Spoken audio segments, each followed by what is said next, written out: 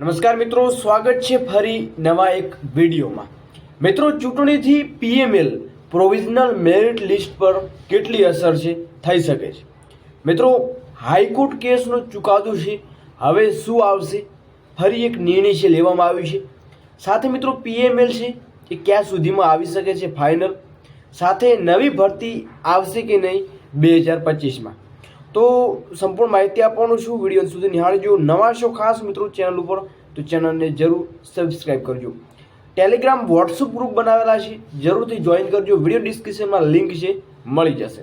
તો અત્યારે મિત્રો શું 3 કે 4 રિપોર્ટ મળ્યા છે, તો શું અપડેટ છે વિગતવાર માહિતી આપવાનું છું। 8 મિનિટનો વિડીયો થઈ જશે, અંત સુધી જરૂરથી નિહાળજો અને ખાસ મિત્રો સર્કલ સુધી જરૂરથી શેર કરજો।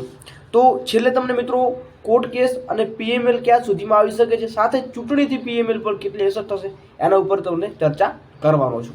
હવે વાત કરીએ મિત્રો હાઈકોર્ટ ઓફ ગુજરાત, તમે જોઈ રહ્યા છો આપણને અહીંયા લાંબા સમયથી આઈ થિંક 2 કે 3 કે 4 વખત આપણને રિપોર્ટ છે મળ્યા છે, જેમાં તારીખો ઉપર તારીખ આપવામાં આવી રહી છે। સાથે મિત્રો પહેલાં પણ આપણે 2 કે 3 વિડીયા મૂકેલા છે, 3 કે આઈ થિંક 3 કે 4 જેટલા વિડીયા મૂકેલા છે। સાથે મિત્રો આપણે કાલે એક પણ વિડીયો મૂક્યો છે, જેમાં જે શિક્ષણ સહાયકમાં મિત્રો જે 70-30નો જે રેશિયો છે એ મુદ્દે પિટિશન જોવા મળી હતી। તો તે મુદ્દે મિત્રો ફરી આપણને નિર્ણય છે એ જેમની હાયરિંગ હતી જે કોર્ટ કેસમાં એમના મુદ્દે એક મહત્ત્વની ચર્ચા થઈ હતી અને ચર્ચામાં મિત્રો ફરી છે એ ડેટ જાહેર કરવામાં આવી છે। તો ડેટ કઈ છે, તો ડેટની વાત કરીએ મિત્રો તો ડેટ છે આઈ થિંક 17/2/2025 બીજા મહિનાની 17 તારીખ છે, જે ફરી એ તારીખ ઉપર હાયરિંગ જોવા મળશે। અને મિત્રો આ તારીખો ઉપર તારીખ છે એ વારંવાર આપવામાં આવી રહી છે। સાથે મિત્રો ભરતી પીએમએલ મુદ્દે પણ ઉમેદવારો રાહ જોઈને બેઠા છે, 70-30ના રેશિયા ઉપર પણ બધાની સૌની નજર જોવા મળી રહી છે। મિત્રો આથી પહેલાં કોર્ટ કેસ તો વારંવાર આપણને તારીખ ઉપર તારીખ આપવામાં આવી રહી છે। હવે મિત્રો બીજો મુદ્દો છે, છેલ્લે તમને પીએમએલ અને જે ચૂંટણીમાં જે પીએમએલ સાથે ભરતીમાં શું નુકસાન થઈ શકે છે એના ઉપર પ્રોપર માહિતી આપવાનું છું। આંતરરાષ્ટ્રીય શિક્ષણ દિવસ તમે જોઈ રહ્યા છો, ખાનગી સ્કૂલોમાં 1745 વધી, સરકારી 542 ઘટી છે। તમે જોઈ રહ્યા છો ખાનગીકરણ કેટલું થઈ રહ્યું છે। રાજ્યમાં 33 લાખ બાળકો સ્કૂલો નથી, તમે જોઈ રહ્યો છો જતા, એટલે કે 33 લાખ બાળકો છે એ સ્કૂલો નથી જતા। તો એક વર્ષમાં 2.5% શિક્ષકો વધ્યા છે। તો ભાસ્કર એનાલિસ આપણને જોવા મળી રહ્યું છે, જેમાં રેશિયો છે ગુજરાતમાં 24મા ક્રમે જોવા મળ્યું છે।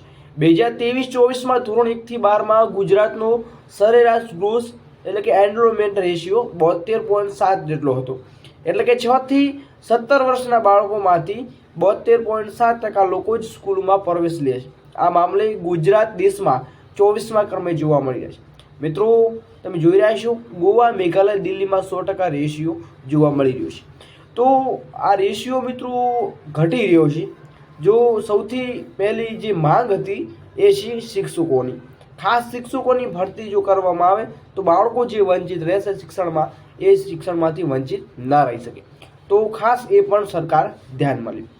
હવે વાત કરીએ મિત્રો ચૂંટણી જાહેર થઈ છે અને તારીખો જાહેર થઈ છે, જેમાં ચૂંટણી આચાર સંહિતા મિત્રો શું ભરતી ઉપર સ્ટે લાગી જશે, શું ભરતીઓ જે કમ્પ્લીટ રીતે પ્રોસેસમાં છે, જેવું પ્રોસેસ ચાલુ છે એ ભરતી છે એ અટકાઈ જશે।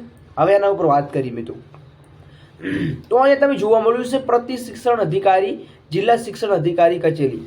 તો સ્થાનિક સ્વરાજ્યની સંસ્થાઓ સામાન્ય, મધ્યસ્થ અને પેટા ચૂંટણીઓ ફેબ્રુઆરી 2025માં મુક્ત અને ન્યાયી વાતાવરણમાં યોજવા અંગે આદર્શ આચાર સંહિતા અમલ તેમજ અધિકારીઓને કર્મચારીઓની બદલી તેમજ રજા પર પ્રતિબંધ મૂકવા બાબતે અહીંયા પરિપત્ર છે। મિત્રો આ ચૂંટણી આયોગનો પરિપત્ર છે 21/1/2025ના રોજ કરવામાં આવ્યો છે। હવે વાત કરીએ તો કે ઉપરોક્ત વિષય પરત્વે જણાવવાનું કે રાજ્ય ચૂંટણી આયોગના સંદર્ભમાં એ જણાવેલ 21/1/2025નો પરિપત્ર સાથે ફેબ્રુઆરી 2025માં યોજવા પાત્ર સ્થાનિક સ્વરાજ્યની સંસ્થાની સામાન્ય, મધ્યસ્થ અને પેટા ચૂંટણી માટે કાર્યક્રમ સાથેની જે મોકલી આપવા માહિતી છે એ આપી છે। મિત્રો, ચૂંટણી જે છે એ અનુસંધાનિક હાથ ધરવામાં જણાવવામાં આવ્યું છે। તો તમામ શાળા શહેર જે શિક્ષકો છે અને જે ભરતી મુદ્દે પણ મહત્વની અપડેટ મળી છે। મિત્રો, ભરતી મુદ્દે મહત્વની અપડેટ શું છે એના ઉપર વાત કરીએ એના પહેલાં આપણે થોડું તારીખો જોઈ લઈએ। તમે જોઈ રહ્યા છો નેતાઓની ભરતી 2025 અને આપણે શિક્ષકોની ભરતી હતી એની તારીખ જોઈએ। જાહેરનામું 27/1/25, જ્યારે આનું છે 1/11/2024 જે ટેટનું છે। ફોર્મ ભરવાનો સમય છે મિત્રો, તમે જોઈ રહ્યા છો અહીંયા ફોર્મ ભરવાનો સમય છે 2/2/2025, જ્યારે ફોર્મનો સમય 10 આપણને મળ્યો છે। ચકાસણી સમય છે અને આપણને ચકાસણી સમય એટલે કે 13 દિવસ જેવો મળ્યો છે। મતદાન તારીખ અહીંયા આપી દીધી છે, મતદાન તારીખ પણ અહીંયા આપી દીધી છે। પછી અહીંયા મત ગણતરી પણ આપી દીધી છે અને આપણે PMLનો નથી કે FMLનો કોઈ પત્તો નથી કે નિમણૂક ક્યારે આપશે એમનો પત્તો નથી અને સંપૂર્ણ પ્રક્રિયા પૂર્ણ ક્યારે થશે એનો પત્તો નથી। સાથે અહીંયા આમના પત્તા આપેલા છે, તમે જોઈ રહ્યા છો। પરિણામ એક્ઝેક્ટ તારીખે આવી જશે, સંપૂર્ણ પ્રક્રિયા છે એક્ઝેક્ટ તારીખે પૂર્ણ થઈ જશે।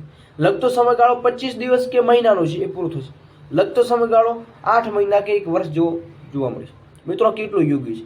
જ્યારે કંઈ બીજી અલગ જો રાજકારણની વાતો આવે છે ત્યારે બધા છે એ રાજકારણમાં જે સંડોવાયેલા છે એ લોકો એમનું જે તારીખો પ્રમાણે પ્રોસેસ કરતા હોય છે, પરંતુ એક સરકારી ભરતી હોય કે કંઈ પ્રાઇવેટ બીજી કોઈ અપડેટ હોય તો એમાં મિત્રો વિલંબ શા કારણે જોવા મળે છે એ પણ એક મહત્વનું છે। તો આ હતી બાળકોના ભવિષ્યને ઘડનારા ઘડવૈયાની ભરતી ક્યારે થશે એ ખાસ આટલી પ્રોસેસ છે મિત્રો જે તમને જોવા મળી રહી છે। હવે વાત કરીએ મિત્રો કે ભરતી ક્રમિક કરવા માટે તમે જોઈ રહ્યા છો એ તારીખ છે 23/1/2025 આપણે કાલે એક વિડીયો મૂક્યો જેમાં ઘણા બધા કોમેન્ટ કરી રહ્યા હતા કે આ જૂનો છે। ભાઈ, આ જૂનો નથી, એ અત્યારનું છે। તમે જોઈ રહ્યા 23/1/2025 જે પહેલાં 23 તારીખનું છે આ પરિપત્ર, જેમાં મુખ્યમંત્રીને પત્ર લખવામાં આવ્યો છે મિત્રો। ખાસ જાન્યુઆરી 2025ના અંતિમ સપ્તાહમાં શિક્ષણ સહાયક 9 થી 12 અને વિદ્યા સહાયક 1 થી 8માં તમામ તબક્કાવાર ભરતી પ્રક્રિયાને DV સહાયક GML હોય, PML હોય કે FML તમામને નિમણૂક છે એ આપી દેવામાં આવે એવો પરિપત્ર લખવામાં આવ્યો છે। મિત્રો, જોવાનું એ છે કે અગાઉ શું નિર્ણય લે છે। હવે મિત્રો, જે ભરતી પ્રોસેસમાં છે PML મુદ્દે વાત કરીએ, ચૂંટણી ઉપર શું અસર થશે તો મિત્રો ખાસ તો કે જે અત્યારે ભરતી જે ચાલુ છે મિત્રો એ ભરતી ઉપર કોઈ અસર થશે નહીં। જ્યારે મિત્રો જે કમિંગ આવવાની છે ભરતી એ ભરતી ઉપર અસર છે મોટી જોવા મળશે, કેમ કે જે ભરતીઓ છે અત્યારે મહિના સુધી સ્ટોપ આપણને જોવા મળશે, પરંતુ જે પ્રોસેસમાં છે એમને મિત્રો કોઈ પણ પ્રકારનું જે છે એ નડતર નહીં રહે। એ પ્રોસેસ છે એ ચાલુ જ રહેશે, પરંતુ જો એમને નથી પ્રોસેસ જલ્દી કરવી એ અલગ વાત છે। બાકી મિત્રો, ચૂંટણીમાં એવું ચોખ્ખું પરિપત્રમાં લખેલું છે કે જે પ્રોસેસમાં પહેલાં જે ચૂંટણી પહેલાં જે જાહેર થયેલી છે અને પ્રોસેસ છે તો એમને ચૂંટણી આચારસંહિતા લાગુ નહીં પડે, પરંતુ જો નવી ભરતી કે નવી કઈ પ્રોસેસ કરવી છે તો એમને છે એ મિત્રો આચારસંહિતા લાગુ પડશે અને નવી ભરતી નહીં કરી શકે। તો આથી PMLની જે ચૂંટણી શું અપડેટ છે અને શું નડતરરૂપ થઈ શકે છે એની અપડેટ। બાકી મિત્રો, PML છે 1 મહિના સુધી તમારે રાહ જોવી જ પડશે, એ ફાઇનલ છે। બાકી મિત્રો, વિડીયો પસંદ આવે વિડીયો લાઈક કરજો અને આવી જ અલગ અલગ ઇન્ફોર્મેશન માટે ખાસ મિત્રો ચેનલને જરૂર સબસ્ક્રાઈબ કરજો। વિડીયો પસંદ વિડીયો લાઈક કરજો, તમારા મિત્ર સર્કલ સુધી શેર કરશો। જય હિન્દ, જય ભારત।